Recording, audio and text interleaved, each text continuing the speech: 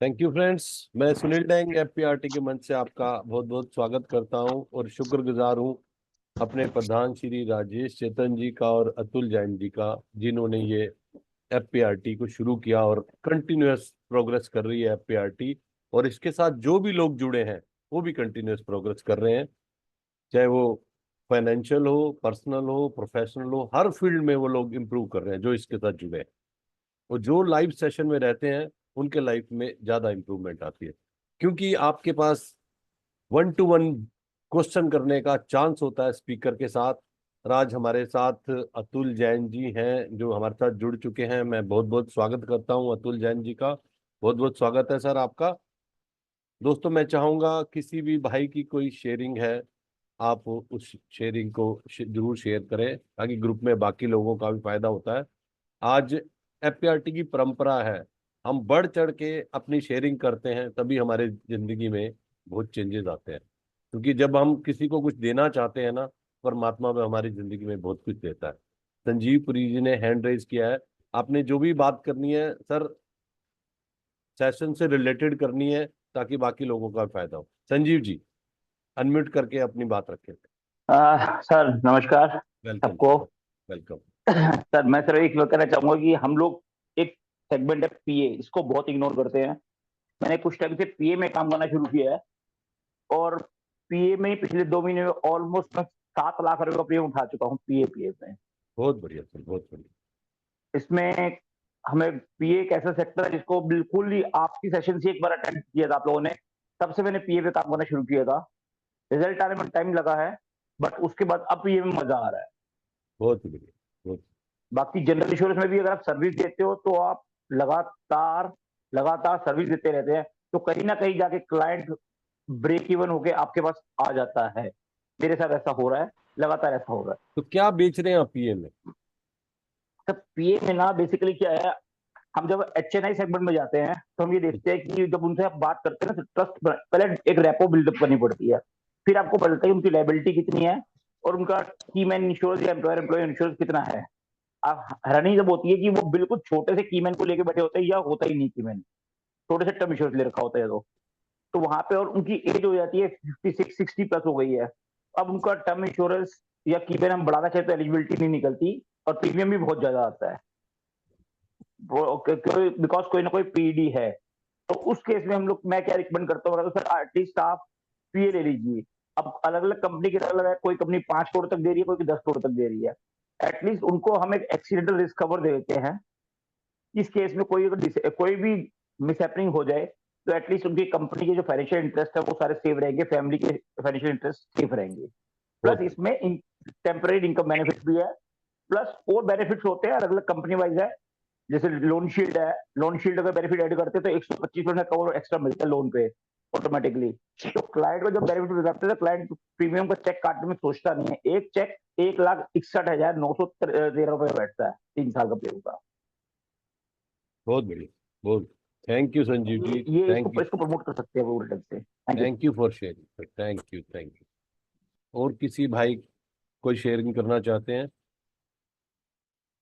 दोस्तों, तब तक मैं अपनी शेयरिंग करता हूँ।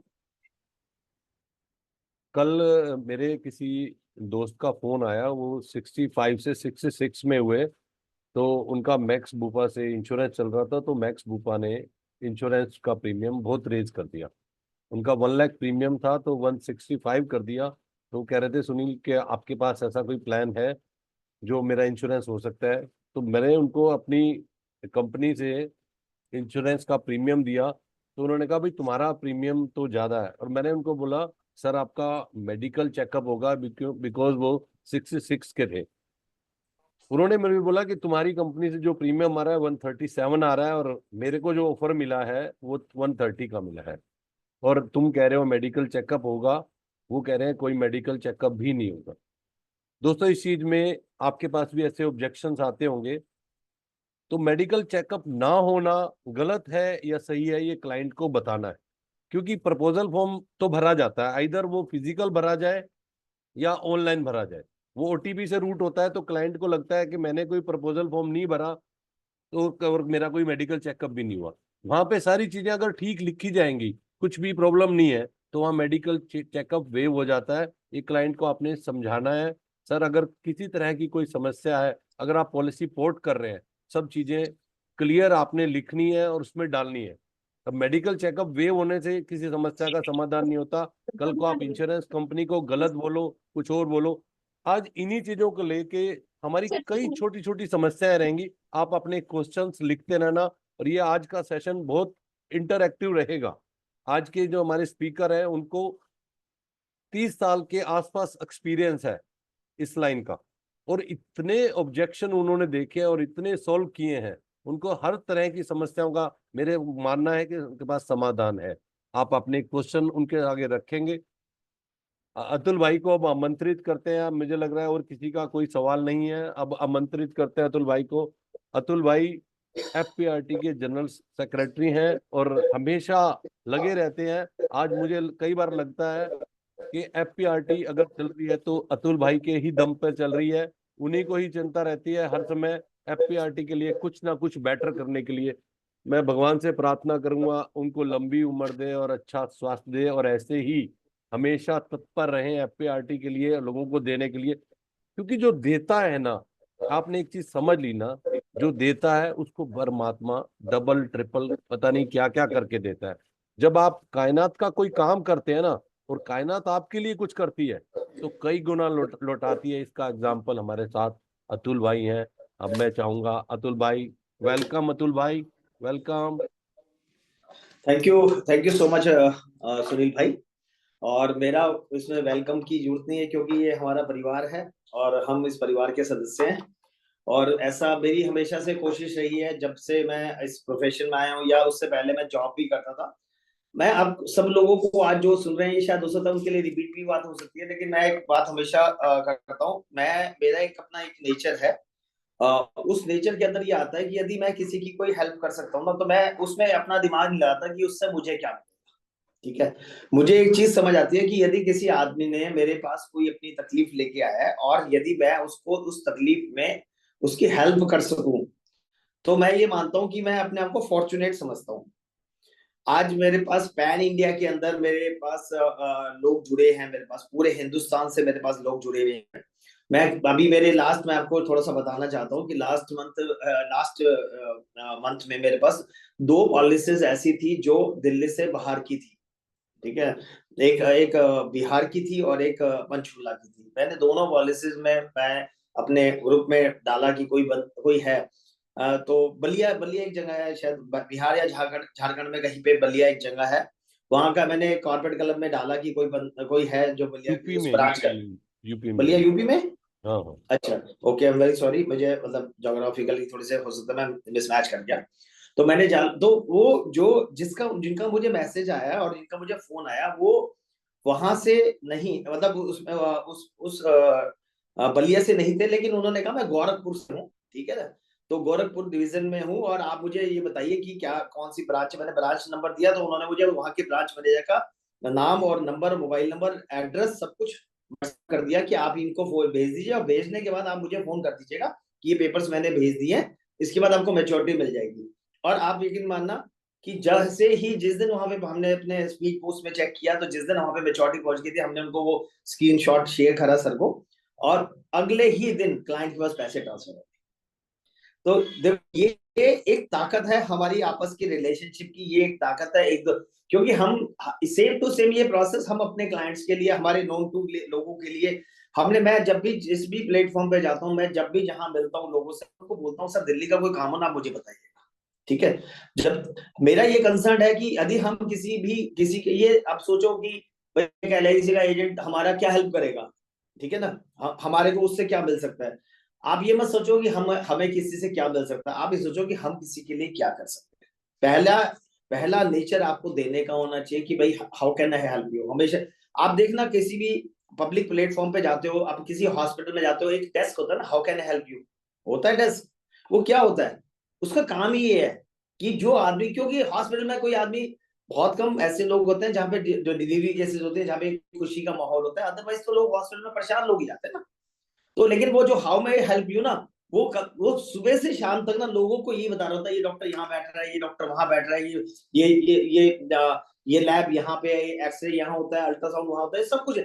लेकिन आप देखना कभी भी जो जो वहां पे जो मे आई हेल्प यू डेस्क पे जो बंदा बैठा होता है ना, या लड़का या लड़की जो भी बैठा होता है, वो हमेशा आपको स्माइलिंग फेस से बात करते हैं। वो कभी भी आपको टेंशन की फेस से बात नहीं करते। तो हमें भी अपनी जिंदगी में एक स्माइलिंग फेस रखना है। हमें भी अपनी लाइफ में एक ऐसा प्रोसेस रखना है कि हम हैप्पीली कैसे एक दूसरे लोगों की हेल्प कर सके, और कैसे हम आगे बढ़ सके। सिर्फ अपने फायदे की चीज सोचने से खाली गुजारा नहीं है, हमें सबके फायदे की चीज सोचनी है। हमें सोच समझना है कि कैसे हम एक दूसरे के साथ एक दूसरे को आगे ले जा सकते हैं।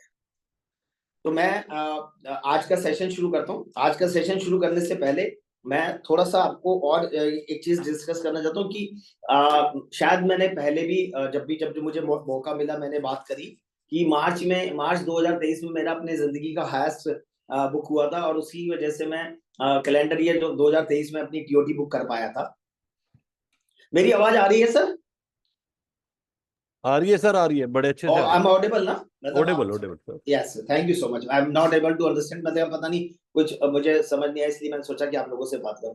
तो मार्च के बाद लेकिन कुछ कहीं पे पता नहीं, आई डोंट नो कि कहाँ पे गैप रहा, क्या रहा। अप्रैल से लेके जो जनवरी तक की जर्नी थी वो उतनी उतनी डैशिंग नहीं थी, उतनी इंस्पायरिंग नहीं थी, उतनी अच्छी नहीं रही, क्योंकि life insurance LIC of India के साथ हम बहुत अच्छा काम नहीं कर पाए। ठीक है, और वो नहीं हो पाया या नहीं कर पाए, या मतलब आई डोंट नो कि क्या सर्कमस्टांसेस है।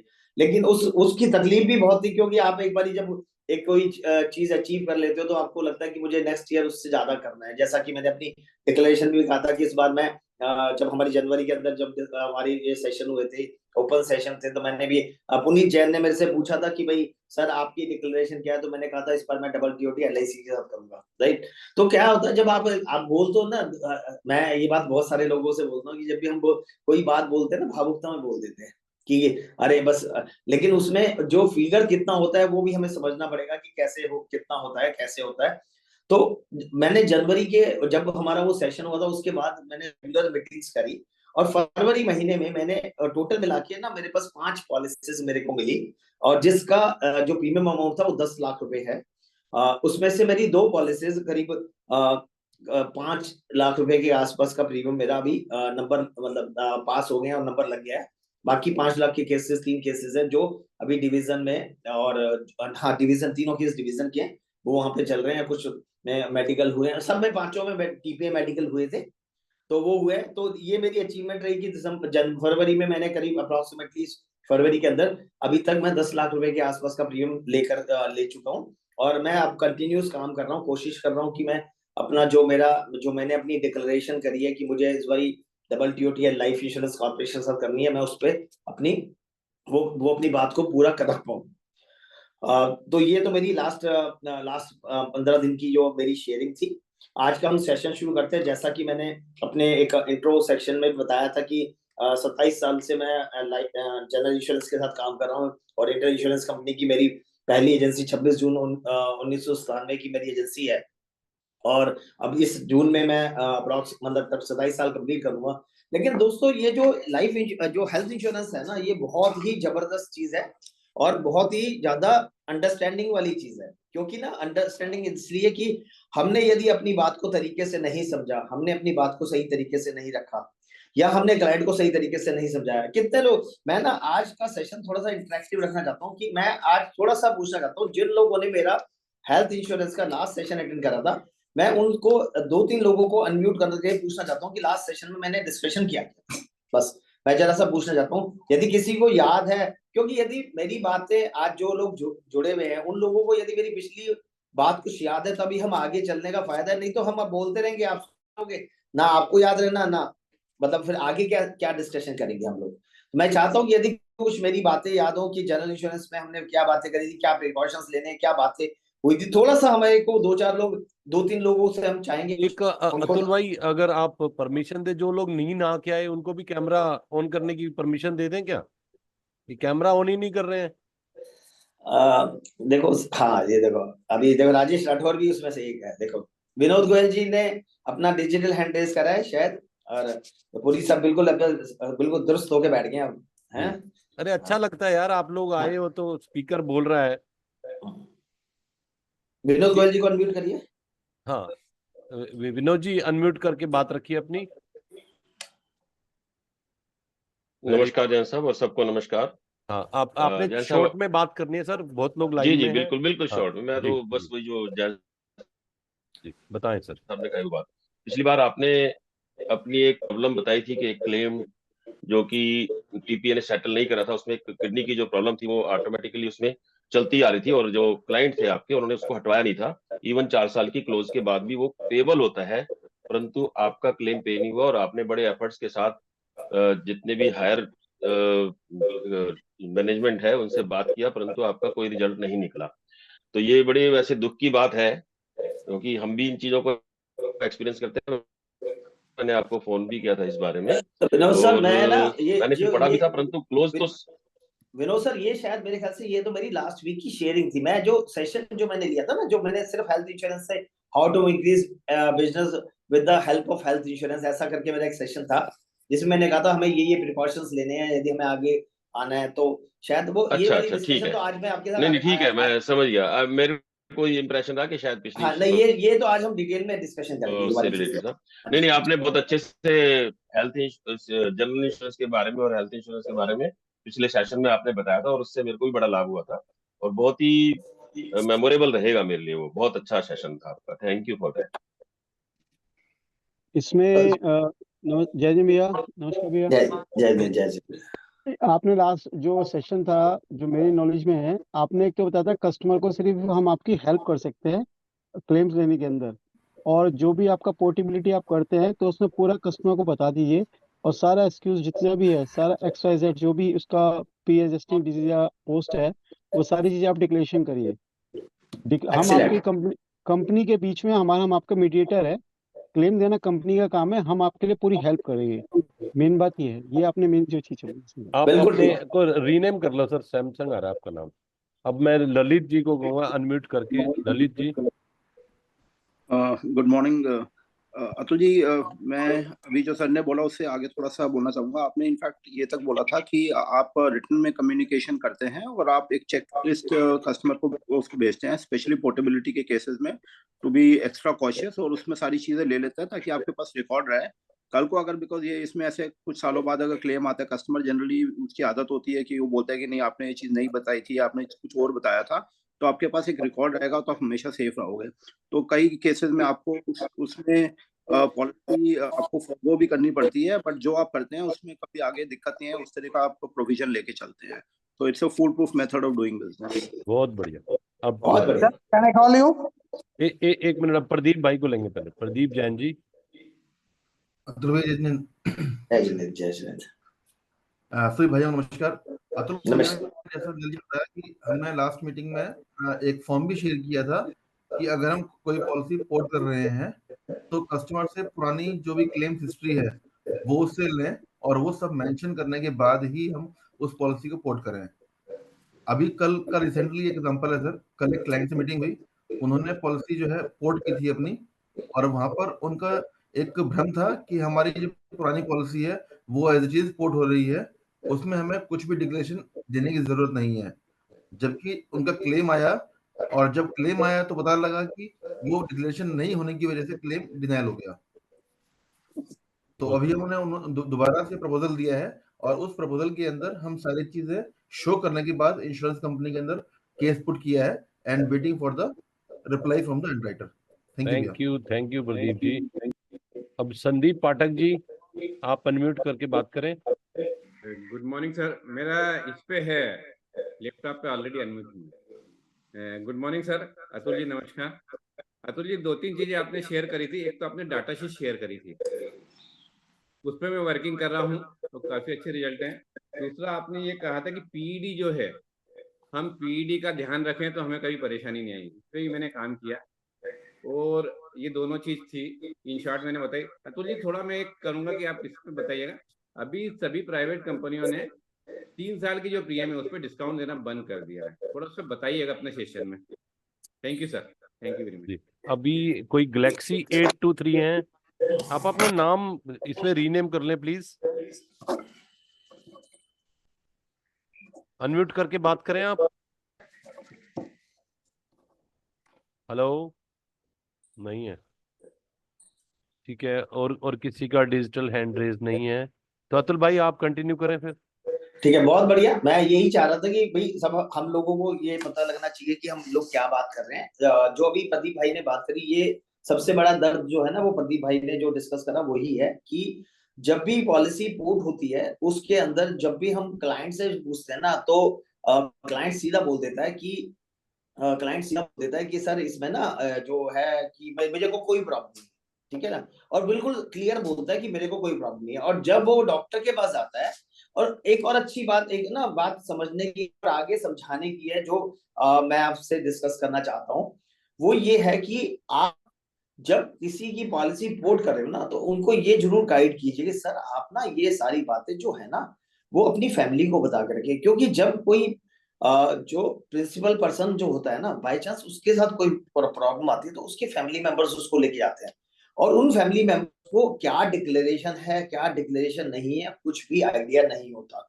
तो ये एक बहुत बड़ा ड्रॉबैक है लोगों के, मतलब फैमिली लोग डिक्लेरेशन के अंदर। हम एक आदमी एक पर्सन से बात करते हैं, वो पर्सन, उसकी वाइफ और 2 बच्चे उस पॉलिसी के अंदर होते हैं, और वो सब में नो करवा देते हैं, या मतलब नहीं होता या कुछ भी। और लेकिन जब कभी कोई प्रॉब्लम आती है, जब वो अपने एक लेडी अपने हस्बैंड को ले जाती है, एक सन अपने फादर को लेके जाता है हॉस्पिटल में, तो उसको फादर को कभी कभी कोई प्रॉब्लम, जरा सी भी कोई दिक्कत आई हुई वो मेंशन कर देता है। डॉक्टर पूछता है, लगता है कि यदि मैं इनको डॉक्टर को सही बात बताऊं, और सही बात बतानी चाहिए।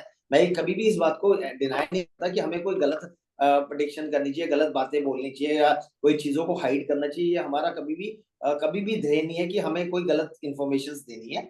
बट ये हम अपने जिन क्लाइंट्स के साथ पॉलिसी बोर्ड कर रहे हैं, जिन लोगों की हम नई पॉलिसीज ले रहे हैं, आप ये बात उनको जरूर बताइए। सर इसका एक प्रिंट आउट करके अपनी फैमिली मेंबर्स को दिखाइए, उनको समझाइए कि आज हमने ये नई पॉलिसी ली है, या आज हमने ये पॉलिसी पोर्ट करी है, हमने ये डिक्लेरेशन दी है, आगे हमें देखना है, इनमें से यदि कुछ और चेंजेस है तो बता दीजिए।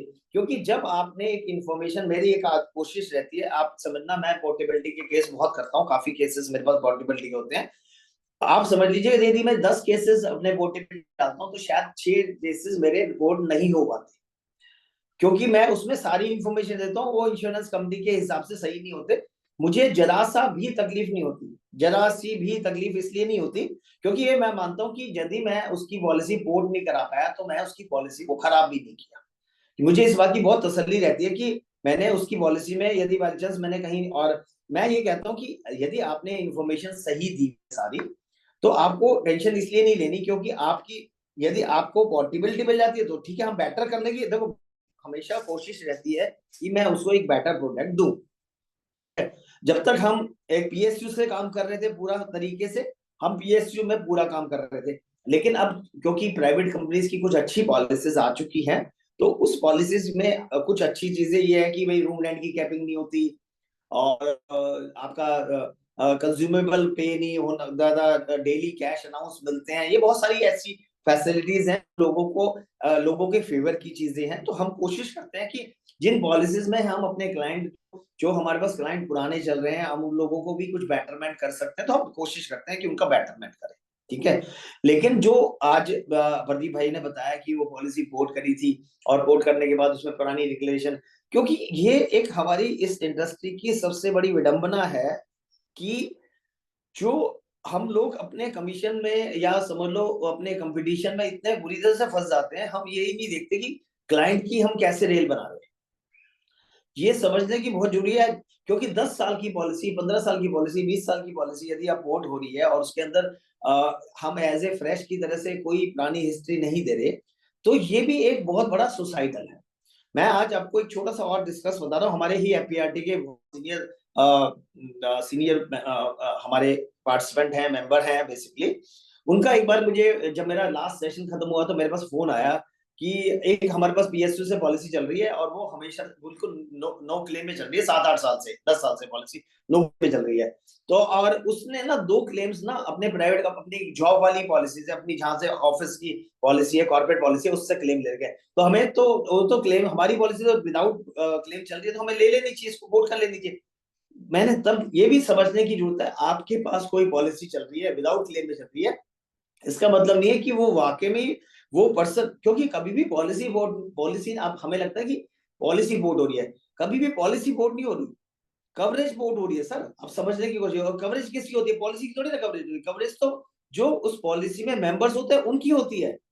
हम कवरेज वोट कर रहे हैं, हमें ये समझना पड़ेगा कि ये चाहे बेशक हमने अपनी पॉलिसी में हमारे पास नील क्लेम हिस्ट्री है, लेकिन यदि उसकी कोई कॉर्पोरेट पॉलिसी में या कोई ऐसी पॉलिसी कभी उसने कहीं से क्लेम लिया है, जो हो सकता है छोटा क्लेम रहा हो, इंश्योरेंस कंपनी से नहीं लिया हो, उसने सोचा हो कि क्या इतना छोटे से अमाउंट को क्या मैंने लेना, लेकिन we have to discuss and declare in the at the time of portability. आपको उसकी डिस्चार्ज समझी लगानी पड़ेगी। Let the insurance company decide they it is a good risk for them और it is a bad risk for them.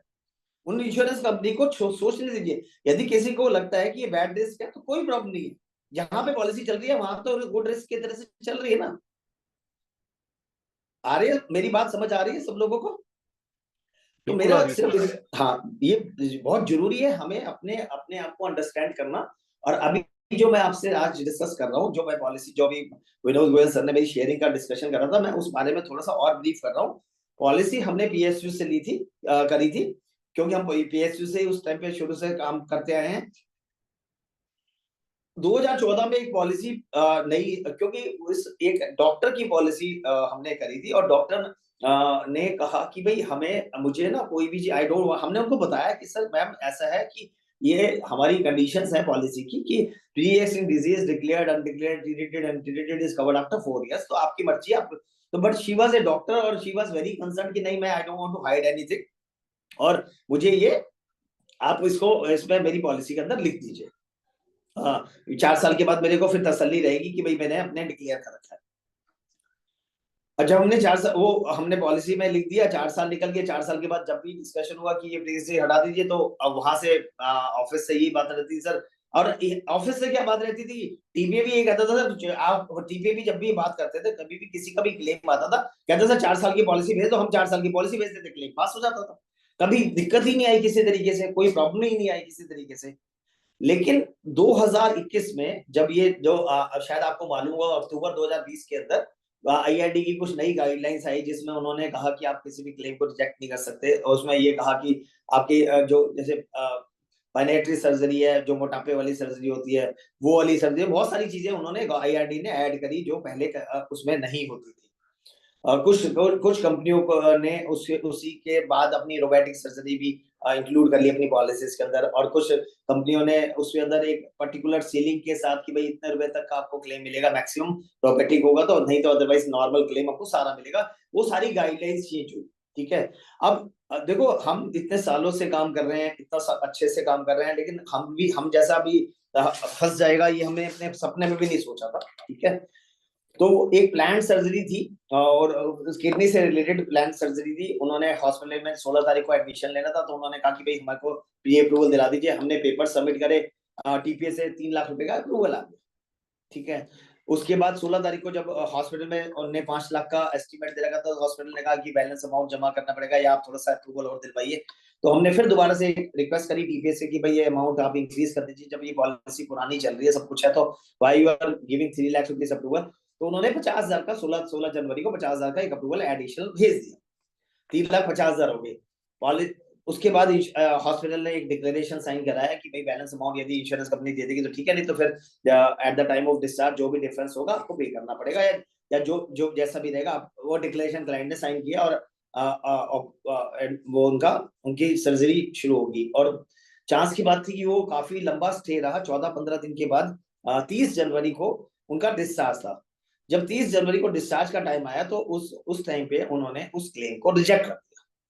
आप समझिए कि मेरे को 7:30 बजे मैसेज पता आया मेरे पास, मेरे ऑफिस से, क्योंकि मैंने शायद आपको इस प्लेटफॉर्म पे बहुत बार पहले ही बताया कि 98-99% केसेस में मुझे पता ही नहीं होता कि क्लेम कैसे निकल जाते हैं, ठीक है। मुझे नहीं पता होता, क्योंकि मेरी टीम काम कर रही होती है, और टीम काम करके अप्रूवल आ जाते हैं। बस मुझे एक हमने अपना कोर ग्रुप बना रखा है हेल्थ का, हेल्थ मोटर का कोर ग्रुप बना रखा है, उसमें मुझे मैसेजेस आते रहते हैं। तो आई केम टू नो कि भाई क्या हो रहा है। उसके बाद मेरी जो टीम है शाम को मुझे मेल पे अपडेट करती है, तो बाकी सारी चीजें मुझे शाम को पता लगती है कि भाई आज इतने सारे लोगों को हमने कैशलेस कराया, इतने को डिस्चार्ज कराया, ये सब चीजें मुझे शाम को पता लगती है। तो जैसे ही 7 बजे उसपे कोर ग्रुप में आया कि भाई ये डिनायल हो गया, तो मैं एकदम शॉक हो गया कि ये हुआ कैसे। तो 7:30 बजे से लेकर रात को 11 बजे तक मैं बैक टू बैक टीपीए लोगों के साथ डिस्कशन करता रहा। और मतलब जितने लोग मेरी, क्योंकि मैं एक ही टीपीए से बहुत सालों से काम कर रहा हूँ ऑरेकल के अंदर, तो मैं जितने भी मैक्सिमम अपने एफर्ट्स कर सकता था, क्योंकि आपको शायद मालूम होगा वो टीपी भी अब सेल आउट हो गया है और मैडी असिस्ट ने खरीद लिया है। तो जो हमारे पुराने नोन टू लोग थे, जो सारे जानकार थे या जो अंडरस्टैंडिंग समझते थे, हमारी बात करते थे, या वो लोग भी अब नहीं रहे। तो अल्टीमेटली 11 बजे मुझे फाइनली ये पता लगा कि हम लोग कैशलेस नहीं कर पाएंगे और ये क्लाइंट को कैश दे करके ही निकल उसमें जाना पड़ेगा, हॉस्पिटल से डिस्चार्ज होना पड़ेगा। तो हमने बड़े भरे हुए मन से उनको बताया कि भाई आपको, और वो मतलब डॉक्टर बड़ी अच्छी हैं, वो जब उन्होंने उस बात को पेमेंट करके गई, बट उनके पास एक बैड फीलिंग रहेगी, यार मैं इतने सालों से आप लोगों के साथ जुड़ी हुई थी और आज मेरा पहली बार ऐसा चांस आया कि मुझे क्लेम लेना पड़ रहा है और आप मुझे मेरा क्लेम नहीं दिला पा रहे। 31 जनवरी का दिन था जब मेरी मैरिज एनिवर्सरी थी और मैं 11 बजे ओरिएंटल के ऑफिस में, आरओ में, रीजनल ऑफिस में बैठा था।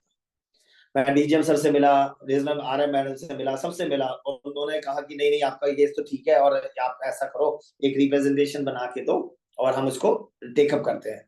हमने रिप्रेजेंटेशन बना के दी। उसके बाद हमारे ओरिएंटल्स में किसी ने हम मतलब सपोर्ट नहीं किया। इनफैक्ट मैं बिल्कुल क्लियर नहीं बोलूंगा, कोई सपोर्ट नहीं किया और बैक टू बैक मैं उनको चेज करता रहा। अल्टीमेटली मेरी चेज करने के बाद उनका रिप्लाई आया और रिप्लाई पे भी उन्होंने जो टीपीए नहीं कह रहा है, जो टीपीए ने कहा उस पे मोहर लगा दी कि ये बिल्कुल ठीक है कि 2021 के बाद पॉलिसी चेंज हो चुकी है और 2021 के बाद ये आपकी परमानेंट एक्सक्लूजन के अंदर आ गया। मैंने उनको बताने की, समझाने की कोशिश करी, ये पॉलिसी की कंडीशन, तो जब आदमी पॉलिसी लेता है तो वो किस चीज के लिए लेता है पॉलिसी। यदि आज आपकी कंपनी की कंडीशंस हैं, यदि वो कंडीशंस किसी भी दिन चेंज हो सकती हैं, तो आपने 5 साल 10 साल 15 साल 20 साल प्रीमियम लेने के बाद 20वें साल में आपने पॉलिसी पे आपको गुड प्रीमियम दे दिया, गुड हेल्थ के टाइम पे, जब आदमी 35-40 साल का होता है उस टाइम पे आपने पॉलिसी ली और 20 साल तक पॉलिसी चलाई और उसके बाद 20 साल के बाद पॉलिसी चलाने के बाद आपकी कंडीशन चेंज होगी, तो उस आदमी ने तो 20 साल अपना आपको बेकार ही दे दिया प्रीमियम, क्योंकि आप तो you can change any time. तो ये बातें सब डिस्कशन हुई और सब कुछ हुआ, लेकिन अल्टीमेटली उसका रिजल्ट ये निकल के आया कि वो रीजनल ऑफिस से भी एक मेल आ गया कि भाई ये हम इसको हम जो टीपीए ने स्टैंड लिया है वही हम उसी के ऊपर ही स्टैंड को कंटिन्यू करते हैं। फिर अब डिस्कशन हुआ कि हाउ टू मूव फॉरवर्ड, कैसे आगे चलना है, क्योंकि आगे तो चलना है। अतुल भाई, इसमें एक क्वेश्चन है, जैसे अब एक रूलिंग है 8 साल के बाद अगर आप कंटिन्यूएशन में है तो आपकी हर चीज कवर है, आइदर डिक्लेयर और नॉट डिक्लेयर। लेकिन उसमें ना 8 साल की रूलिंग में भी एक चीज दी है, यदि कोई परमानेंट एक्सक्लूजन है ना तो वो फिर कवर नहीं है। परमानेंट एक्सक्लूजन के अंदर कवर नहीं है चीजें, ठीक है। जो चीज आप अभी 2021 के अंदर कुछ चीजें परमानेंट एक्सक्लूजन जो 2021 से पहले नहीं थी, ठीक है ना, 2021 से पहले हमारा जो, देखो हम, आप ये बात समझना, आज इस प्लेटफॉर्म से भी बोल रहे हैं और आगे भी बता रहे हैं, ये क्लेम मिल जाएगा, ठीक है। इसमें ये क्लेम मिलेगा। पहली बात कोशिश रहेगी कि ये क्लेम ओरिएंटल के रिलायंस के थ्रू मिल जाए, वहीं से मिल जाए, आराम से मिल जाए। नहीं मिलेगा तो हम्बर्समेंट में जाएगा, हम्बर्समेंट में भी बाय चांस किसी तरीके से नहीं मिला तो वो कंज्यूमर उसमें सेल में मिलेगा, ये मिलेगा क्लेम, ठीक है। But it is a time consuming exercise हो रही है। इसमें क्या हो रहा है कि अननेसेसरी हरेसमेंट्स बढ़ रही है और उसके बाद जब क्लेम मिलेगा, क्लेम के अंदर बहुत सारे कंपनसेशंस भी मिलेंगे। ऐसा नहीं है कि खाली क्लाइंट को पैसे ही मिलेंगे, उसके बाद उसको इंटरेस्ट, हरेसमेंट, सब कुछ मिलेगा, वो मिलेगा ही मिलेगा। मतलब इसमें कोई सेकंड थॉट नहीं है, इसमें कोई सेकंड थॉट नहीं है। ये क्लाइंट को हमने भी एश्योरेंस दे रखा है, client is very positive now. उसने पैसे खर्च दिए उसके बाद, बल्कि इनफैक्ट 10 दिन के बाद उनको ड्यू टू सर्जरी ही कुछ फीवर हुआ, शी गॉट एडमिट अगेन, दोबारा एडमिट हुई और उसके बाद उसका दोबारा भी हमने कहा कि you please put the papers, ऐसा लेट देम डिसाइड कि this is, let the cashless denial receive again. तो उन्होंने दोबारा से कैशलेस डिनाई किया, ये कहा कि because it is related to the same illness और वो आपको कैशलेस उसमें नहीं दे रहे। अब हमने वो पेपर्स रीइंबर्समेंट के लिए डाल रहे हैं, वो पेपर रीइंबर्समेंट में, क्योंकि जब एक कंपनी का लेटर आता है, डिनायल लेटर आता है, वो it is a denial of cashless facility लिखा आता है। आप समझना पड़ेगा आप लोगों को, सब लोगों को, कि हम कहाँ कहाँ जा रहे हैं।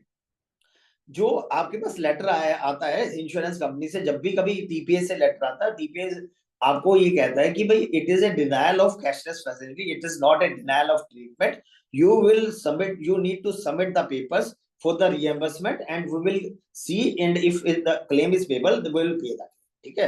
और उसके बाद reimbursement में क्या होता है, कैशलेस में क्या होता है, टीपी के पास कुछ ही छोटा सा टाइम होता है। इस केस के अंदर कॉन्ट्राडिक्ट है, क्योंकि हमने इस बात को भी काफी हाईलाइट किया है। यदि ये पॉलिसी कंडीशन के अंदर ये केस डिनायल होना था, तो आपका इनिशियल अप्रूवल किस बेसिस पे दिया गया, ये भी हम इंश्योरेंस कंपनी टीपीए से बात कर रहे हैं। क्योंकि यदि कहीं पे नेग्लिजेंस है, तो उस नेग्लिजेंस के लिए खाली एजेंट को हैरेसमेंट होने की जरूरत नहीं है, खाली क्लाइंट को हैरेसमेंट होने की जरूरत नहीं है, उस पूरे चैनल को हैरेसमेंट होना पड़ेगा। उन लोगों को भी इसका जवाब देना पड़ेगा कि जब आपने इनिशियल अप्रूवल दिए तो आपने किस बेसिस पे दिए, क्या वो ट्रीटमेंट जो करा रहे थे वो उसका जिसका आपने अप्रूवल दिया, क्या वो ट्रीटमेंट दूसरा कुछ ट्रीटमेंट हुआ, ये भी उनको जवाब देना पड़ेगा इंश्योरेंस कंपनी को, ठीक है ना। टीपीएस को उस बात का जवाब देना पड़ेगा आगे over a period of time, उसका आगे वो चाहेगा सब चीजें। क्योंकि यदि आज वो कैशलेस उन्होंने डिनाई किया है, तो जब अप्रूवल दिया था तो इनिशियल अप्रूवल दिया था, वो क्यों दिया था, ये भी इसका भी उनको जवाब देना पड़ेगा। तो ये सब चीजें प्रोसेस हुई। अभी हम रिएम्बर्समेंट में जा रहे हैं। Let we are cross our fingers कि भाई ये हो सकता है कि जब हम टीपीए में भेजें, टीपीए फिर दोबारा से इस चीज को इंश्योरेंस कंपनी के साथ डिस्कशन में लेके आए और इसका सोल्यूशन वहीं से ही मिल जाए। और नहीं होगा तो फिर हम वी विल मूव फॉरवर्ड। आगे बहुत सारे स्टेप्स हैं क्लेम दिलाने के। और क्योंकि ये मैं एक बात हमेशा ध्यान रखना, कोशिश ये हमेशा रखना, जब क्लाइंट सही हो तो पूरा उसका साथ देना। यदि क्लाइंट को इसलिए कि आप उसको गलत क्लेम दिला देंगे आपको काम मिल जाएगा, ऐसा काम मत करना, एथिक्स के अगेंस्ट काम मत करना। आप थोड़ा बहुत, आपकी जितना आपका क्लाइंट आपका है ना, उतनी ही आपकी इंश्योरेंस कंपनी भी आपकी है। ये बात आप समझ के चलना हमेशा से, ठीक है। कभी भी इसको चेंज मत करना, इस स्टेटमेंट को कभी चेंज मत करना। और मेरा आपसे इतनी सी रिक्वेस्ट है कि जो भी डिक्लेरेशन है ना, जो डिक्लेरेशन बहुत पावरफुल चीज है, पावरफुल टूल है। मैं आपको बता रहा हूँ, उसके बाद जब से ये मेरे कैशलेस डिनाई हुआ, उसके बाद से हम लोग एक्स्ट्रा कॉन्शियस हो गए। अब क्या होता है कि हम लोग जो फॉर्म मंगा रहे हैं ना क्लाइंट से, वो तो फॉर्म आता ही आता है। फॉर्म आने के बाद मैं क्लाइंट को खुद कॉल करने लगा, सर आपने ये दिया भाई। अभी एक पॉलिसी मैंने कल परसों 2-3 दिन पहले ही कोट करी है। तो मैं वो जो क्लाइंट है वो मेरा बहुत पुराना 25 साल पुराना रिलेशनशिप है। मतलब we are a family, like a family, ठीक है। उनके साथ उनकी एक पॉलिसी का मैं प्रीमियम, उनकी पॉलिसी पोर्ट हुई है, वो भी पीएसयू से प्राइवेट में गई है। तो मैंने उनको भैया कोई नहीं, भैया कोई, आपको तो पता ही है, देखो कोई क्लेम नहीं है, कुछ नहीं है। मैंने कहा भैया देखो ऐसा होता है, मुझे मालूम है क्लेम नहीं है, बट आपने कॉर्पोरेट में काम किया हुआ है, आपने हो सकता है हमारे से ना क्लेम लिया हो, कहीं और ले रखा हो, आप प्लीज अपनी डिस्क्लोज कर देना। ये सारी बातें ना मेरा स्टाफ, जो मैनेजर है, वो डिस्कशन कर रहा था उनसे, क्लाइंट से, ठीक है। और वो मना कर रहे थे, वो कंटिन्यूस मना कर रहे थे, नहीं नहीं है, कुछ नहीं है। और जब जैसे ही मैंने फोन किया ना, मैंने उनको बोला भैया आपको सब कुछ डिक्लेयर करना है, यदि कोई छोटे, तो 2 चीजें उन्होंने डिक्लेयर करी उसके अंदर। आप इमेजिन करो कि पहले यदि मैं अपनी टीम मेरी बात कर रही है तो उनको वो कह रहे हैं कुछ भी नहीं है। और जब मैंने उनसे बात करी तो उन्होंने 2 चीजें डिक्लेयर करी उसके अंदर, और वो दोनों डिक्लेयर करने के बाद भी केस फोर्ड हो गया, पॉलिसी इश्यू होगी।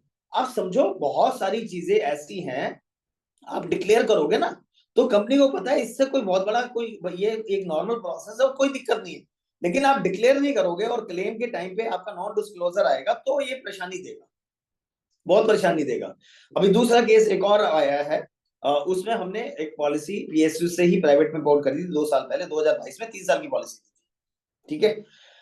3 साल की पॉलिसी दी, तो उसमें अब उनको लास्ट वीक हुआ क्या कि काफी तेज मतलब पेट में दर्द होना शुरू हुआ, और पेट में दर्द होने से उनको वॉमिट्स और लूज मोशन, वॉमिट और डिहाइड्रेशन शुरू हो गया, और दे गॉट एडमिटेड।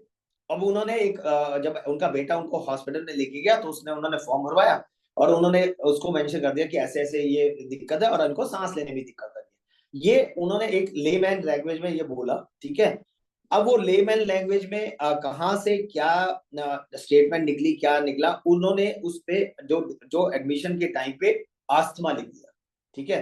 और उसके बाद वो आईपीडी, क्योंकि वो हैंड रिटन कार्ड था, उससे वो आगे जब वो कंप्यूटर में गया तो वहां पे भी उसमें आस्थमा लिखा गया। वो क्योंकि जब हमने eight the time of portability हमने उनसे डिटेल मांगी थी और उन्होंने हमें रिटर्न में डिटेल्स दी थी, उसमें उन्होंने सिर्फ ये मेंशन करा था कि उन्हें एक नोज की सर्जरी 2009 में या 10 में 2009-10 में नोज की सर्जरी हुई है, और जिसका उन्होंने क्लेम भी लिया था और क्लेम भी ला दिया, वो हमने मेंशन कर रखा था सिर्फ। उस बेसिस पे उनका वो 3-4 दिन वो एडमिट रहे मैक्स हॉस्पिटल बटपड़गंज में। और उसके बाद वो उसका वो कैशलेस नहीं आ रहा, जबकि हमारा मतलब हम लोग बहुत अच्छे से काम करते हैं तो हमारा कैशलेस बहुत जल्दी आता है, और प्राइवेट में तो और भी जल्दी आते हैं। तो बैक टू बैक क्वेरीज लगी जाती थी। उसके बाद जिस दिन डिस्चार्ज का टाइम आया तो पता लगा कि इस पे इन्वेस्टिगेशन लगी है, और इन्वेस्टिगेशन ने आकर के उस पर्चे पे जब अस्थमा लिखा हुआ मिला, उस पर्चे को इंश्योरेंस कंपनी में मतलब इन्वेस्टिगेटर इंश्योरेंस कंपनी का ही था, तो उन्होंने उसका कैशलेस डिनाई कर दिया, और सेम टू सेम एक ही ट्रीटमेंट कहा कि it is a denial of cashless, it is not a denial of treatment, you please pursue for the reimbursement. अब हम उस बारे में हमने क्लाइंट से बात करी, क्लाइंट कह रहा सर मुझे कोई नहीं है, उन्होंने लिख के भी दे दिया वहां पे जब कैशलेस का फाइनल अप्रूवल के लिए जा रहा था कि आई am not a asthmatic, right. अब उसके बाद हम मैं कल येस्टरडे मैंने 3 घंटे 3 आवर्स मैक्स हॉस्पिटल में स्पेंड करे। मैं उस डॉक्टर से मिला, क्लाइंट मेरे साथ गए थे, और एक नॉन टू के साथ में गया था मैं। हमने डिस्कशन करा, क्लाइंट ने कहा कि सर मुझे नहीं है। उसके बाद उन्होंने कहा नहीं सर ये हमारे पास पेपर्स में। अब ये देखो कि एक स्टेटमेंट यदि लिखी जाती है ना तो हॉस्पिटल उसको चेंज ही नहीं कर सकता। वो कह रहे सर हम चेंज नहीं कर सकते, इसको चेंज करने का हमारे पास राइट ही नहीं है। ठीक है, आपने कहा होगा। अब वो जो क्लाइंट कह रहा है कि हमने यही कहा था कि है उसका हमें थोड़ी ना पता है मेडिकल टर्म्स में कौन सी चीज क्या लिख रही है, वो तो साइन नहीं करते। हमने तो नीचे साइन कर दिया जो लिखा है डॉक्टर ने, हमने तो उन्होंने पूछा क्या था, हमने बता दिया कि ये था, उसके बाद साइन कर दिया।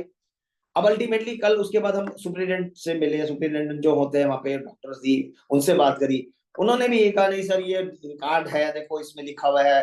तो उन्होंने कहा कि भाई जो अटेंडेंट आता है उसने तो उससे बोलते हैं सर आप क्या होना है, आपका नाम क्या है, वो तो साइन मारता है। जो लिख रहे मेडिकल टर्म्स थोड़ी ना उन लोगों को मालूम है कि क्या मेडिकल टर्म्स में क्या लिखा है, क्या नहीं लिखा गया।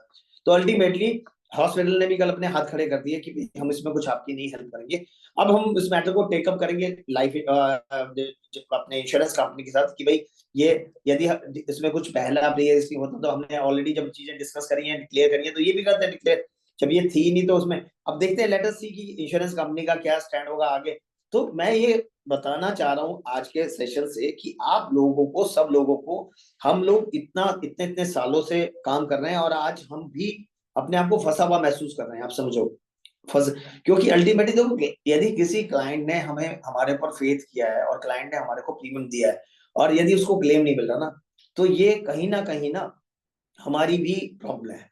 ठीक है, तो ये सर आप बोल रहे हैं संजीव पुरी जी, आप ये बात समझना कि जब यहाँ पे पोल्यूशन लेवल ज्यादा होता है ना, जब हो जाता है 600 MA होता है, क्या होता है वो जो जब पाली जलती है और पोल्यूशन होता है, जब इवन और नंबर शुरू हो जाते हैं, ये जब डीजल की गाड़ियां निकलनी बंद हो जाती है, भारत स्टेज 4, तो आधे से ज्यादा लोगों को ब्रीथिंग प्रॉब्लम होती है सर दिल्ली के अंदर। आप इसको ब्रीथिंग प्रॉब्लम का मतलब अस्थमा नहीं होता, थोड़ा बहुत तो हमने इतने दिनों में समझा है ना कि भाई ब्रीथिंग प्रॉब्लम नॉर्मल होती है। जब एयर के अंदर पोल्यूशन हो जाती है तो अच्छे लोगों को प्रॉब्लम हो जाती है सांस लेने के अंदर। ठीक है, आप ये मत समझिए कि यदि किसी को सांस लेने में प्रॉब्लम हुई तो इसका मतलब अस्थमा ही है। ठीक है, कुछ सर्कमस्टांसेस भी होते हैं, कुछ उस टाइम के सिचुएशंस भी होती हैं। तो जब आदमी को रेगुलर वॉमिट और मोशंस होगा तो आदमी का सिर्फ वही तो होगा ना। हाँ डॉक्टर ने लिख दिया ना, ये तो डॉक्टर ने तो मेंशन कर दिया, यही प्रॉब्लम आई है सबसे बड़ी।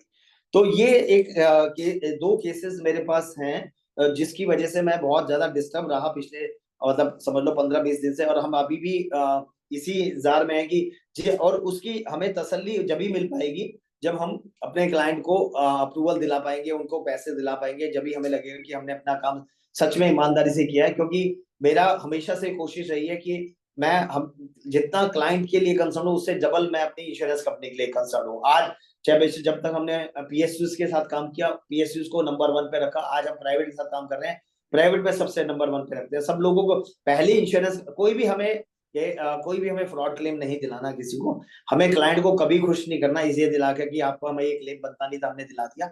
इस चीज से हमें कभी कोई खुशी नहीं मिलनी, क्योंकि ये आज यदि वो खुशी है तो कल वो दुख में बहुत जबरदस्त तरीके से परेशानी में आएगी। क्योंकि आपको जिंदगी में रिलेशनशिप बनाने में, आपको जिंदगी में अपनी रेपुटेशन बनाने में, आपको जिंदगी में अपनी प्रेस्टीज बनाने के अंदर जिंदगी निकल जाती है। लेकिन जब कभी आपकी एक बारी इमेज खराब हो जाती है तो फिर आपको संभालने में आपको सेकंड भी नहीं लगता, आपको कोई संभालने वाला नहीं होता। मैं देख रहा हूँ कि अतुल भाई इसमें ना कई बारी क्लाइंट बोलता कुछ है और डॉक्टर को समझ कुछ आता है। एक ऐसे ही मेरे क्लाइंट को ना लीवर की प्रॉब्लम थी, तो वो एडमिट हुए PGI चंडीगढ़ में। तो उन्होंने पूछा जैसे आपका लाइफस्टाइल क्या है, कोई विस्की विस्की लेते हो? उन्होंने बोला मैं 2006 तक लेता था। इन्होंने लिख दिया 2006 से लेता है। वो लीवर की प्रॉब्लम, फिर कह रहे हैं कहीं डिस्क्लोज ही नहीं है कि लेता है, तो वहां भी क्लेम इनका डिनाई हो गया। और उस समय ना क्लाइंट की डेथ भी होगी कि वो उसका क्लियरेंस भी लेते। तो पार्टी हमारे से इतना नाराज है कि तुम कह रहे थे कि सारे क्लेम मिलते हैं, हर चीज मिलती है, इनको तो कुछ था ही नहीं। तो कई बार अपने हाथ में ही चीजें नहीं होती सर। देखो सर, मैं पता क्या कहता हूँ कि मैं, मेरा जो कंसर्न है ना, अभी मैं जो समझ पा रहा हूँ ना इस इंडस्ट्री के अंदर ना, वो ये चीज समझ पा रहा हूँ कि बहुत सारा ना मिस सेलिंग, ना बहुत सारी मिस सेलिंग, स्पेशली मतलब मैं आज स्पेशली बोल रहा हूँ कि जो बैंकर चैनल के साथ जो काम हो रहा है ना, वहां पे जो जो प्रोसेस है ना, वो अच्छा नहीं हो रहा। ठीक है। और हमारे एवरेज एडवाइजरी लेवल पे भी बहुत सारे लैक्स हैं, लोगों को उतनी नॉलेज नहीं है। हम लोग कूद जाते हैं मैदान के अंदर। आप यकीन मानना, मैं इतने सालों से काम कर रहा हूँ इस इंश्योरेंस के अंदर, लाइक ये जो दोनों केसेस है ना, इस दोनों केसेस के अंदर ना मेरी back to back Indrapal Bindra से बात हुई है। इंद्रपाल बिंद्रा से मैं आज भी गाइडेंस ले रहा हूँ। आप समझो ना कि हम इतना काम करते हैं, इतना सब कुछ करते हैं, उसके बावजूद भी हम गाइडेंस ले रहे हैं इंद्रपाल बिंद्रा भाई से। और उस भाई की ग्रेटनेस है, आज वो शायद पता नहीं सेशन में तो नहीं होंगे, लेकिन हम उनको रिक्वेस्ट करेंगे यूट्यूब में जरूर देखें। वो मतलब जो उनकी नॉलेज है, जो उनके पास एक्सपीरियंस है जनरल इंश्योरेंस का, क्योंकि वो एक एक चीज को माइन्यूटली पढ़ते हैं, क्योंकि उनको अच्छा डिस्चार्ज समरी आती है, उनको बहुत सारी मेडिकल टर्म्स भी समझ आती है कंटिन्यूस वो। और उन्होंने मेरे को कम से कम, मुझे जहां तक लगता है, मुझे को 2 से 3 घंटे कम से कम इन दोनों केसेस में दिए हैं, और अनडिवाइडेडली दिए। तो I am thankful to him. मैं चाहता हूं कि सब लोग उनके लिए भी एक बारी क्लैप्स करें इस प्लेटफॉर्म पे अपने तरीके से, क्योंकि ये हम लोगों के वी फील फॉर्चुनेट कि हमारे पास ऐसे लोग हैं जो हमारे लिए खड़े हैं, तैयार है। ठीक है ना। तो अब मैं क्वेश्चन लेना चाहता हूँ, क्योंकि मेरा हाँ, आज विनोद मेरी विनोद कोशिश गोयल का ले लेते हैं क्वेश्चन पहले। विनोद गोयल सर का ले लीजिए प्लीज। बोलिए सर। सर अनम्यूट करना पड़ेगा अपने को, गोयल सर अनम्यूट करना पड़ेगा। गोयल सर नहीं कर पा रहे हैं, तब तक हम कोहली साहब को ले लेते हैं। HS कोहली जी ने भी हैंड रेज किया है। कोहली साहब। काफी सारे हाथ खड़े हुए। काफी सारे। चलो डॉक्टर विजेंद्र हुड्डा को ले लेते हैं। जी बोलिए सर। सर नमस्कार। नमस्कार नमस्कार। अतुल सर, मैं पूछना चाह रहा हूँ, देखो ठीक है, आप पहले क्लाइंट वाकई में किसी का सगा नहीं होता और मैं बताता भी नहीं है, बट कई बार एक दो बार मेरे पास तो नहीं हुआ, खैर किसी के साथ ऐसा हुआ है कि उसकी पोर्टेबिलिटी हो गई और क्लेम आ गया, भाव जो बता मुझे ये हुआ, और वो क्लाइंट कहता है एजेंट को मैंने बताया था, एजेंट को तो मुझे आपने बताया नहीं, तो वहां पे पूरा पेच फंसता। उसका क्या समाधान हो कि हम क्या लेके रखे उस। अरे गुरुजी, हर सेशन में आप क्यों नहीं रहते हो? इसका हाँ। डिक्लेरेशन फॉर्म अतुल भाई ने दिया था पिछली बारी। कि उसको ये पैरल।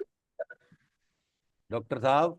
सर सर ये मेरी गलती है बेटा। गलती है ना? ऐसा चलो, मैं अब आप शांत हो जाओ फिर। Can I talk? मैं टॉप कर सकता हूँ, म्यूट हो गया हूँ। हुड्डा जी, इसका जवाब मैंने ना पिछले अपने सेशन में दिया था। हमने एक डिक्लेरेशन फॉर्म बना रखा है, और वही सारा जो हमने आज जो भी इंफॉर्मेशन हमारे पास आती है ना, हम उसी को आगे इंश्योरेंस कंपनी को देते हैं, जिससे कि वो बोल ही नहीं सकेगा कि मैंने आपको बताया। जो बताया था ना, वो हमने भेज दिया। हमने कोई अच्छा, प्राइवेट इंश्योरेंस कंपनीज में क्या होता है कि जब आप अपनी डिक्लेरेशन देते हैं ना, उसके बाद आपका एक कॉल भी जाता है, तो वो रिकॉर्डेड कॉल होता है, वो इंश्योरेंस कंपनी के पास होता है। ठीक है। आप जो भी आपने हमारे ऊपर भी यदि कुछ भी बात बोल सकते हैं, तो अपन जब कभी इमरजेंसी आती है तो हम उसकी रिकॉर्डिंग लेकर के भी उसको शेयर कर सकते हैं क्लाइंट को। ठीक है ना। कभी वो ये कहे ना बाद में कि भाई मैंने तो आपको बोला नहीं, आपको करा नहीं, आपको बताया था, आपने लिखा नहीं, तो वो सारा कुछ उसने अपने को सबसे पहली बात यह है कि अपने को सारी इंफॉर्मेशन रिकॉर्डिंग करके रखनी है, उसको उससे स्टेटमेंट मंगानी है और आगे इंश्योरेंस कंपनी को देनी है, अपना दिमाग लगाना ही नहीं। ठीक है ना। अतुल भाई आज फिर वो एक बार दोबारा शेयर कर देना फॉर्म, आपके पास है तो। अच्छा ठीक है, मैं अभी शेयर कर दूं। वैसे राठौर जी भाई करेगा, ग्रुप में ही है ना, राठौर भाई करेगा। ठीक है। अब आगे अब गोयल साहब का अनम्यूट हो गया भाई। गोयल साहब हाँ जी। अरे भाई आप जी, शांत thank हो you। जाओ। कौन जो जिसको अनम्यूट किया जाए वही बात करे, बीच में ना बोले। जी प्रदीप जी, आपका क्या क्वेश्चन है? बोलिए। जी, मैं बात कर हेलो। पहले एक मिनट सर, सॉरी, एक सेकंड पहले, सबसे पहले विनोद गोयल जी ने अनम्यूट कर लिया, पहले उनको सुन लेते हैं, फिर प्रतीक भैया को ले लेंगे। और ये कौन, एक मिनट, सवेश है कोई, उनसे बोलो अब ये म्यूट करके रखिएगा मैं प्लीज। सुरेश जी हैं? आप म्यूट कर लीजिए, 1 मिनट म्यूट कर लीजिए, अभी आपको भी नंबर आएगा। हाँ जी सर। जैन साहब, आपने बड़ा एक्सपीरियंस और बड़े अच्छे व्यूज दिए हैं, मैं भी काफी एक्सपीरियंस कर रहा हूँ चीजों को। एक चीज वो मेरे को समझ आई, जैसे आपने बताया अभी लेटेस्ट जो है अस्थमा वाला, तो उसमें जो एडमिट हुआ था पेशेंट, जो वो तो डाइजेंट्री या कुछ वॉमिटिंग की वजह से हुआ था, तो उसमें क्या अस्थमा का रोल क्या था जो उन्होंने डिनाई किया? अस्थमा का नाम उन्होंने लिख दिया गलती से, वो दैट इज डिफरेंट है, ब्रीथिंग बट प्रॉब्लम आ रही है ना उस टाइम पे, जब उससे बैक टू अस्थमा बैक, से उससे रिलेटेड क्या हुआ?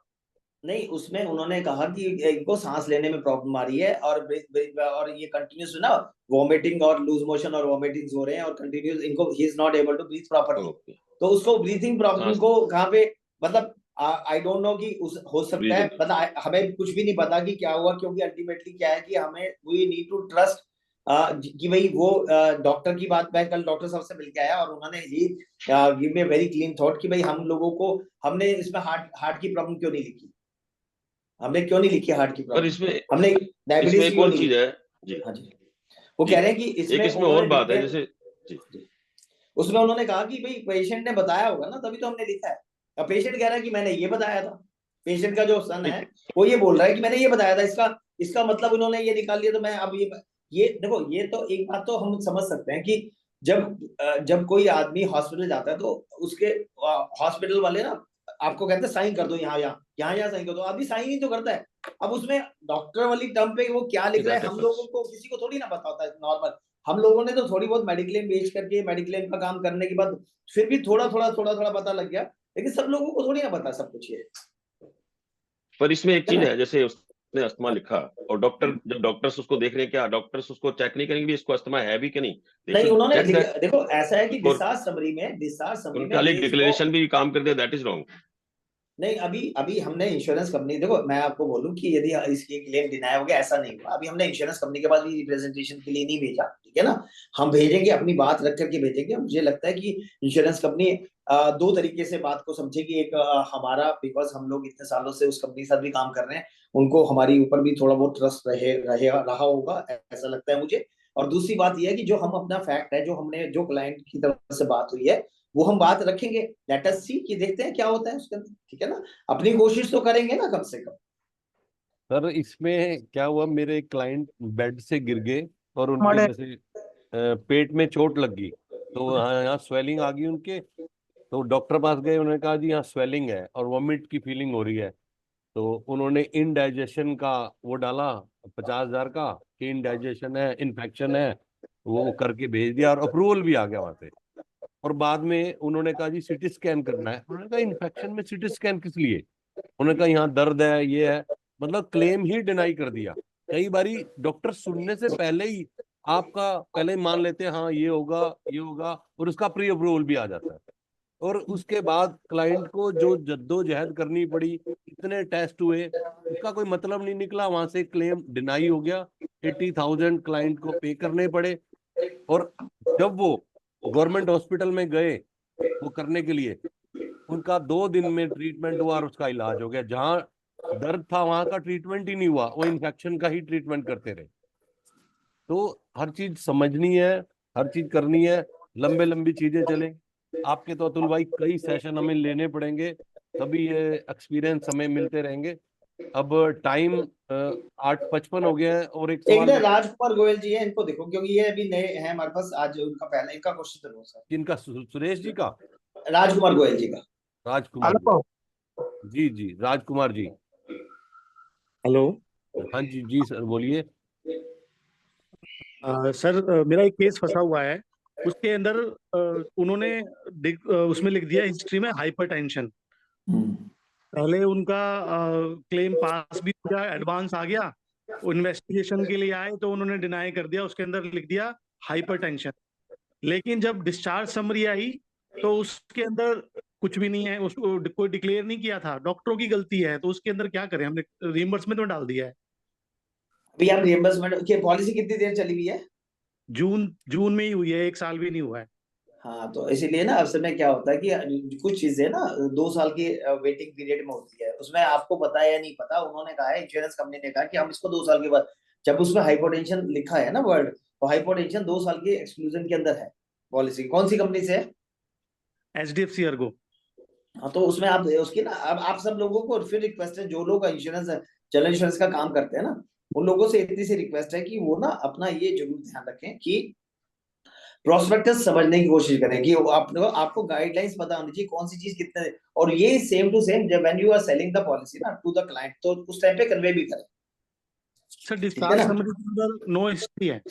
है जी सर। जब उन्होंने डिस्चार्ज किया है तो उसमें नो हिस्ट्री लिखा है, और इन्वेस्टिगेशन अब पेपरों में लिख दिया हाइपरटेंशन। ऐसा होता है ना, देखो 2 बातें हैं राजकुमार जी। पहली बात तो ये है कि पॉलिसी फर्स्ट ईयर की थी ना, तो it when they give a cashless ना, it is a very less time to take a decision whether they need to give और they need not need to give. ठीक है, आप उसमें उनको रिइंबर्समेंट में डाल दीजिए। ये नहीं है कि आपका क्लेम डिनाई होगा। उन्होंने क्या है कि क्रेडिट फैसिलिटी डिनाई करी है, आप उसको रिइंबर्समेंट में डालिए और अपनी बात को रखिए। ठीक है ना, इंश्योरेंस कंपनी के पास सॉलिड प्रूफ होंगे तभी वो डिनाई, देखो इंश्योरेंस कंपनी कभी भी किसी का क्लेम क्यों डिनाई करेगी? यदि उनके पास, उनको यदि डॉक्टर्स के फाइंडिंग्स में आईपीडी पेपर्स के अंदर कहीं ना कहीं कुछ दिखेगा तभी वो होगा।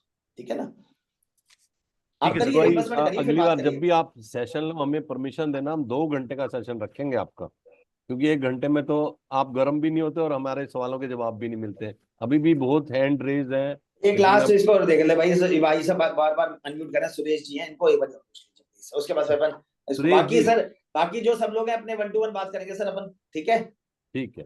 प्रदीप जैन भैया, संदीप पाठक जी और गोयल साहब तो हमारे अपने है ही हैं, जब जब हम एक दूसरे से बात कर ही सकते हैं, कोई दिक्कत नहीं है।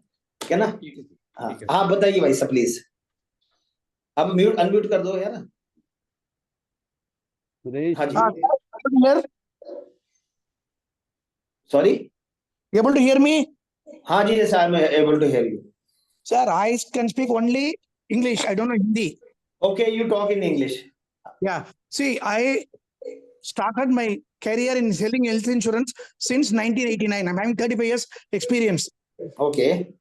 Yes, last week I did a ad in Malayalam Manorama Muscat. Okay. I gave an ad of less than 45 years. The only company which covers pre-existing from day one is Oriental. And I gave an ad When you have given the ad? last week. You have not read the guidelines of the insurance company. That is your fault, no, sir. Please understand 1 minute. Able to hear me? Yeah, I'm able to hear you. What I gave is, I'll tell you the wordings. Are you less than 45 years?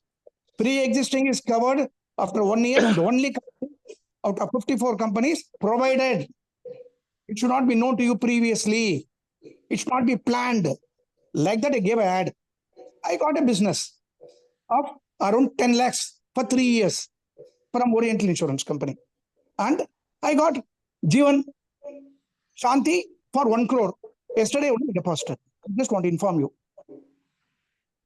Okay, but I'm not able to understand what exactly you are saying, because in 2021 guidelines, they have changed this. Declared and undeclared is being removed from the prospectus in Oriental Insurance Company. Now it is when it is, if it is not in the permanent exclusion, then if it is in a pre-existing, it is mentioned in the policy, then only it will be covered. Otherwise, if the pre-existing is not declared, it will not cover.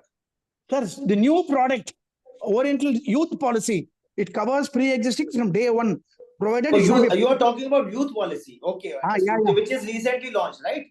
Yes.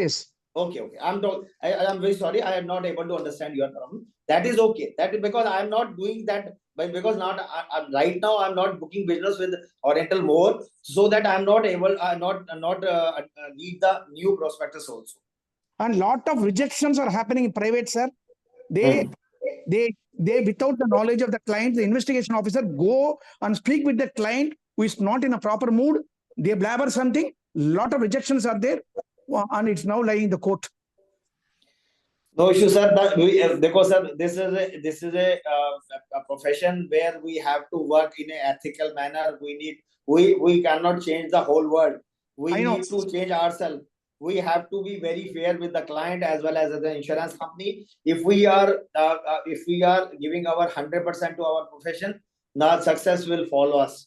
If Yes, we are not interested, if we want to a shortcut method is Atul भाई always shortcut. आपसे 1-to-1 बात कर लेंगे सुरेश जी, कोई हाँ, भी question होगा। हाँ, you can we can talk 1-to-1, Suresh ji. I will share my Rajesh Rathore मेरा नंबर प्लीज शेयर कर देना ग्रुप में अंदर, ठीक है? और आप you can call me anytime sir, I am available for you, ठीक है? I am available for everybody who is a part of FPRT, who is a part of our industry, ठीक है? तो I love to talk to you more because to understand your experience. Thank you Atul भाई for great session. अब मैं सुरेश अरोड़ा जी से request करूंगा हमारे अतुल भाई का वोटो थैंक्स दें। सुरेश अरोड़ा जी भी FPRT के बोर्ड मेंबर हैं। Welcome Suresh sir. नमस्कार अतुल भाई, नमस्कार। बहुत अच्छा सेशन रहा। आपने जो अपने एक्सपीरियंस को साझा किया हमारे लिए रियल मायने में ग्रेट लर्निंग है, और ये लर्निंग हमारे को जो एक्चुअल काम कर रहे हैं उन्हीं से ही मिल सकती है, ट्रेनर नहीं दे सकता हमको। तो really we are very thankful from the bottom of our heart. Thank you very much. Thank you sir, thank you very much. अब मुझे अच्छा लगा, आप लोगों को मेरा सेशन अच्छा लगता है। मैं यही चाह रहा हूँ कि भाई जैसे अब हमारी परसों मेरा सेशन नहीं होना था। मेरे से किसी स्पीकर की बात हुई थी और उन्होंने मुझे कंफर्म करना था कि मैं वेडनेसडे को कंफर्म कर दूंगा, और वेडनेसडे को उन्होंने मुझे मना कर दिया कि मैं अवेलेबल नहीं हूँ। तो अब मेरे पास शॉर्ट नोटिस में मेरे पास कुछ भी नहीं था कि मैं किससे बात करूं। तो मैंने सुनील भाई को कहा कि आप मेरा ही सेशन रख लो, और मैं और रिसेंटली मेरे साथ बहुत कुछ हुआ भी था, तो मैंने सोचा कि हम लोग अपने, क्योंकि ये परिवार है तो इसके साथ ज्यादा से ज्यादा डिस्कस करें, जिससे कि हम एक दूसरे के साथ अपने चीजें बांटेंगे तो आगे सबके फायदे की चीज होगी, सब आगे चलेंगे। थैंक यू सो मच भाई।